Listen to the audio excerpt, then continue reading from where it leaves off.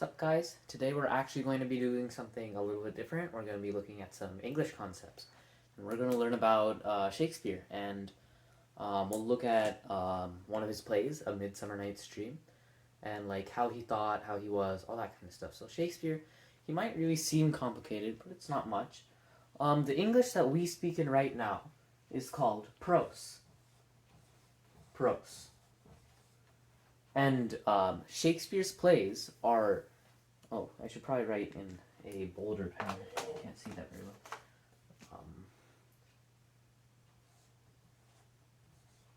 Prose.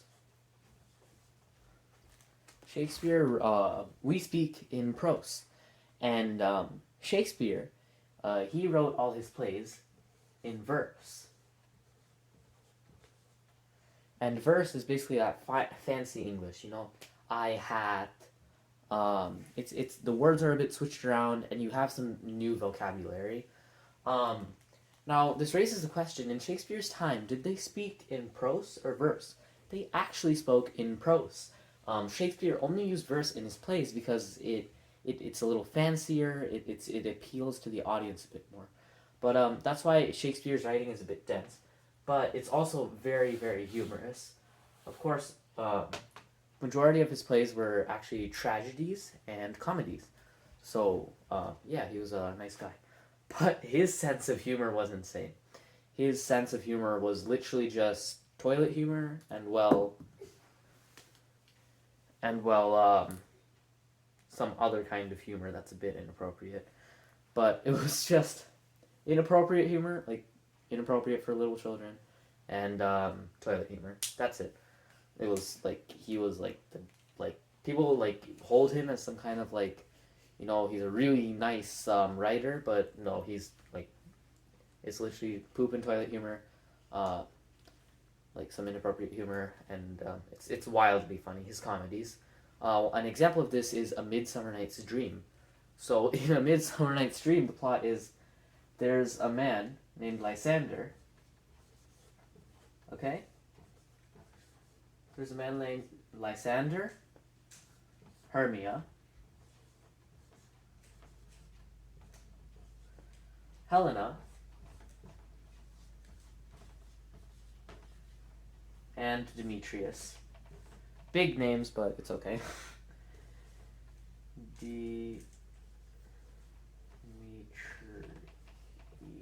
Us. Okay. It's really confusing because Helena loves Demetrius. Helena loves Demetrius. Demetrius loves Hermia. And Lysander also loves Hermia. But Hermia also loves Lysander. So we got this weird kind of love triangle going on. But so what happens is Hermia's father, Theseus, basically wants Hermia to marry Demetrius. Of course, Hermia doesn't want to, so she wants to marry Lysander. So she and Lysander run away into a forest. Okay, so Lysander and Hermia, they go to the forest. Right? So in the forest, they basically plan to run away and like get married and stuff.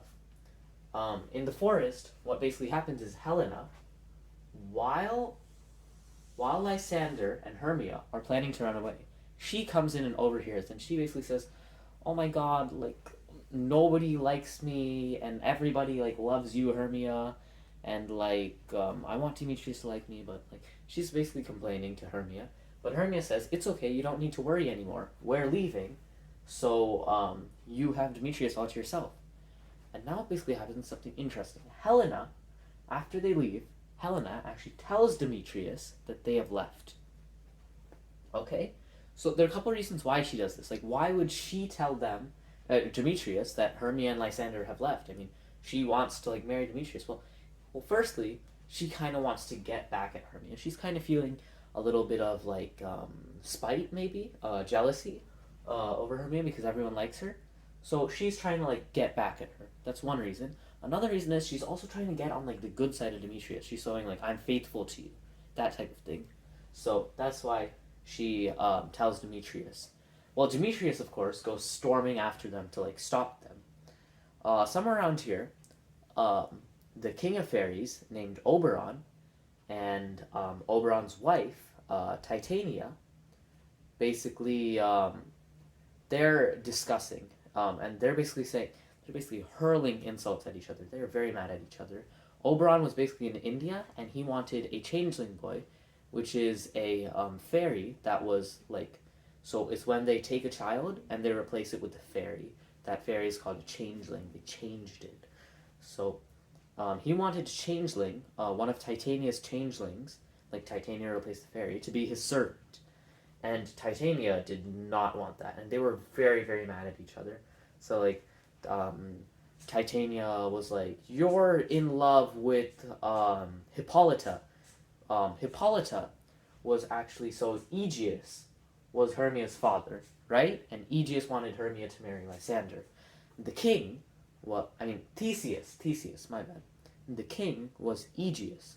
Theseus is very confusing, but the king was Aegeus. And he told Hermia to either, that she basically had three options. She could either marry Demetrius. Actually, what he said was Theseus, the father, gave her those three options: either become a nun, die, or marry Demetrius. A nun, basically, you can't get married. And basically Hermia, that's why Hermia and Lysander planned to run away. She did not like any of those options. And basically Aegeus, the king, was basically saying, Theseus was explaining to Aegeus like the problem. Hermia won't marry Demetrius. And Aegeus was actually having his marriage with Hippolyta. Okay? So Hippolyta was marrying Aegeus. So he was just like thinking about his marriage with Hippolyta. And then Aegeus was just like, okay, so like, am I right? Should Hermia marry Demetrius? And then Aegeus, he wasn't listening. He was like, wait, what did you say? Oh, actually, like, whatever you said, I didn't really hear. I was concerned in my own matters. But Hermia, listen to your father. So that's basically what he said. And then, so basically what Titania accused Oberon of, returning back there, what Titania accused Oberon of is cheating. These two are married. Titania is the queen, and Oberon is the king. Okay? And they're both married. And basically Titania, she's like, Oberon, I'm like, they're accusing each other of stuff, and Titania goes, Oberon, like, you're cheating on me with Hippolyta, which remember, is Aegeus's wife. Okay? Or wife-to-be. So Oberon's like, how can you accuse me of like dating Hippolyta when I know that you are dating Aegeus?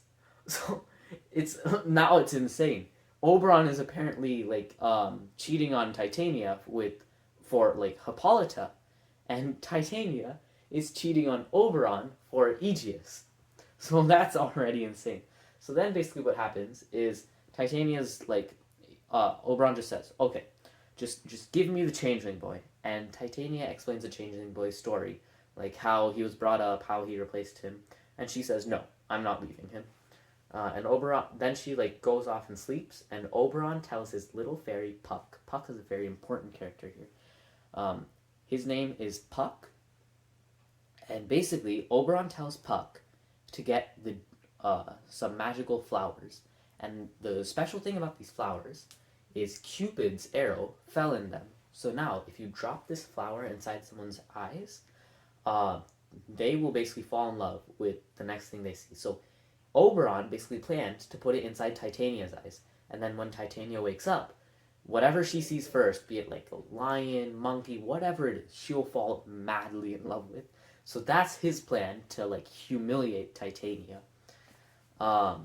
So he sends Robin, and Robin goes, and then what happens is Demetrius and Helena both come in after following Lysander and Hermia. And basically, Helena's like, please, Demetrius, please, like, I love you. Please marry me. And Demetrius is like, well, I hate you. Go away. And then Helena's like, but, like, I feel sick when I don't look at you. And Demetrius says, Well, I feel sick when I look at you. So basically, Helena just wants to be accepted, and Demetrius is like, no, get out of here.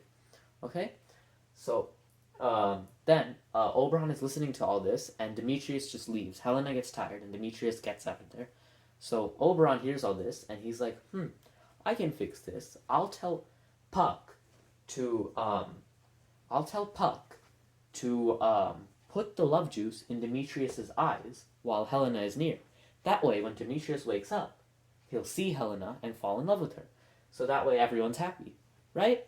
So Robin firstly, he puts the juice in Titania's eyes, and then he goes, and he looks around, and he doesn't find Helena and Demetrius.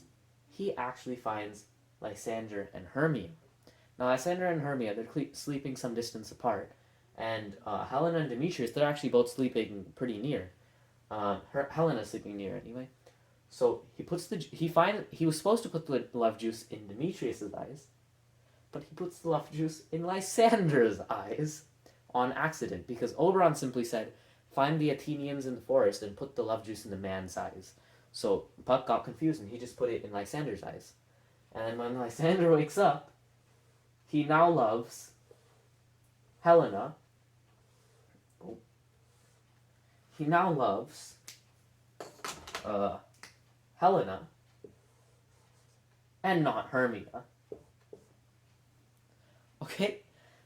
So that's confusing. So he wakes up and he's like, Helena, I love you. And Helena's like, what? You're just mocking me. Like, you don't love me. She feels like she's being mocked and like they're making fun of her. And then what happens is like, yeah, so she just feels like she's being mocked. And they're just making fun of her. Where was I? The camera turned off for a second. You probably didn't see it, but yeah. So Puck put the love juice in Demetrius's eye. I mean, Lysander's eye. So Lysander loves Helena. So now Helena feels like she's being made fun of, and when Hermia comes in, she's like, "Why do you love Helena? Like, what happened?" And Lysander's just like, go away, I don't love you anymore. So Hermia's sad now. And then what happens is Oberon basically sees this. And he tells Puck that he fudged up. So Puck goes and puts the love juice in Demetrius's eyes. And then Demetrius sees Helena. And now Demetrius falls in love with Helena. Demetrius falls in love with Helena. And now Helena feels like she's really being made fun of. Both of them are just teasing her. She is like very, very, like, she's super annoyed. Okay? So then what happens is, in between all this, some people come in, named Bottom, Quince, and a couple other people. And basically for Aegeus's wedding with Hippolyta, they're all planning a play. Okay? So, and they're all goofballs too. Basically, in the beginning, first they're like, wait, like, we have a lion in our play, and the lion's gonna be like pretty scary. We should have a prologue in the front that basically like explains that it's not a real lion and nobody should get scared. So everyone's like, yeah, that's a great idea. And then they start handing out roles, and they're like, there has to be a wall. Like, who wants to be the wall? Like, how we can't bring a wall in the stage. So then Bottom was like, yes. What we can do is we can put a person there, and we can cover him in some sort of plaster, and he'll be the wall. And since in the play, I think it was Prometheus, Paramus. It was something like that. Paramus. I'm forgetting, but basically he said there should be a little hole in the wall, like this, like the person will stand like this, and there will be a little hole in the wall, and that's where Paramus and his lover will like kiss through, some kind of tragic like play comedy type thing. So he was like, that's where they'll like kiss through and talk through, because that's how it was in the story. And the other thing they talk about is they need like in the movie, I mean in the play. the moonlight is shining. So in the stage, they're still wondering, wait, how will we get the moonlight to shine? We need to check an almanac to see what when the if the moon's shining on that day, and if it's not shining, we're gonna have to have some kind of lantern up there. And so they were basically being all silly and stuff like that. And Puck is basically listening to them. He's there and he's listening. He's overhearing them. So then Puck's like, I think it'll be funny. And then what happens is Bottom, he's playing the part of a donkey. So Puck, he actually he's a fairy, right? He has magic powers. He actually gives Bottom a donkey head. He gives Bottom a donkey head, and now Bottom is half donkey. And what happens is Titania wakes up and she actually sees Bottom, and it is hilarious. So Oberon and Puck, they have a really nice laugh. Titania's in love with a donkey, a donkey person, and Demetrius and Lysander love Helena. It's all chaos, and Oberon and Puck are loving it. It is hilarious. But eventually, Oberon tells Puck to fix everything. So Puck puts the love juice in Lysander's eyes while Hermia is near, and Lysander falls back in love with Hermia. Back in love. Wow, all my markers are going bad. So Lysander, he falls back in love with Hermia. Demetrius falls in love with Helena, and in the end, all the couples are happy. Titania wakes up and she has no idea why she ever liked Bottom. She's like, why did I love you? Puck changes his donkey head back, and then when the two couples go home, they're basically thinking they basically go, and Theseus, the father of Hermia, basically says, no, this can't happen. Hermia, you have to marry Demetrius. And then Aegeus, the king, is just whatever, let them be. It's okay, just let them do whatever they want. They're happy. So, and then the play ends with Bottom and those guys' performance. I think the people in the performance in the play were Bottom, Quince, and a couple other guys. They were acting it out, and it was a funny play at the end. And that's how the story ended. So yeah, to sum it up, Shakespeare was he's revered as a great English writer, but he's really just it's his plays are really silly. It's just a little bit dense to read, but if you get through it, it's wonderful plays, really really funny plays. Yeah, it's yeah, you should check it out. Yeah, so Shakespeare was a nice writer from medieval times, 1500s, I think. And yeah, he made a lot of those plays. So if you like the video, be sure to hit the thumbs up button. Want to see more content like this, subscribe and leave comments. If I missed anything, leave comments. And if you want to see anything, just put it in the comments. Yeah, guys, thanks for watching. See you later. Bye.